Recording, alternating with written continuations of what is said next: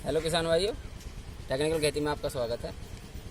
हम आज बताने वाले हैं किसान भाइयों को कि जिस किसी किसान भाई ने भी पौधे लगाए हैं, अभी मतलब किसी को मंथ हो गया, किसी को 1.5 महीना हो गया, किसी को 15 दिन हो गए हैं, काफ़ी फ़ोन आते हैं मेरे पास में कि हाँ कि इसमें हम क्या क्या करें। सपोज करो किसी के अगर पीले पत्ते हो रहे हैं तो उसको उसमें कार्बनडाजिम और माइक्रोजेब की स्प्रे करनी है, या फिर आप जड़ में भी घोल के डाल सकते हैं प्रति 1 लीटर ग्राम के हिसाब से। ठीक है जी। और दूसरी बात है, अगर किसी के सितंबर के पपीते लगे हुए हैं जैसे कि, तो वो कहते हैं कि ज़्यादातर ये हमारा फूल झड़ जाता है, मतलब हमारा फूल नहीं रुक रहा। देखो, शुरू का फूल तो झड़ता ही है, पर फिर भी अगर उसको रोकने के लिए आपने कोशिश करनी है तो उसमें आप कैल्शियम और बोरोन की स्प्रे कर सकते हैं। 1 ग्राम प्रति लीटर का घोल बना के कैल्शियम और बोरान की स्प्रे करेंगे तो फल आपका रुक जाएगा।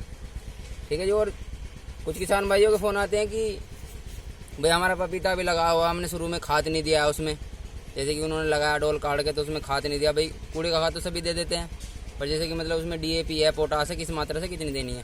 तो पहली बात तो उसमें गैप का ध्यान रखना है कि जड़ से कितनी दूरी पे लगाना है। कम से कम अगर पौधा आपका कम से कम 1 फुट की हाइट ले चुका है, 1 फुट की हाइट लेगा है, तो कम से कम उस पर जहाँ से उसके पत्तों की चोंच होती है आगे, मतलब ये मान लो कि 4 से 5 से 6 इंच की दूरी पे चारों तरफ 50 ग्राम DAP और 20 से 25 ग्राम पोटास और 20 से 25 ग्राम ही कैल्शियम नाइट्रेट, उसे मिक्स करके आप चारों तरफ डाल के उसे मिट्टी से ढक देना है। ये और किसान भाइयों के आंसर आते हैं कि भाई पानी कैसे कैसे दें। अगर किसी के पास में ड्रिप लगी हुई है तो ड्रिप से, अगर रेतीली मिट्टी है तो ड्रिप कम से कम मतलब दूसरे दिन चलानी है, और 1 घंटे के लिए कम से कम। अगर किसी के पास में वैसे ही पानी दे रहा है, कोई नाली से पानी दे रहा है, डोली पे लगे हुए हैं, अगर नाली से पानी देना तो उसे कम से कम भी एक है कि 5 से 7 दिन।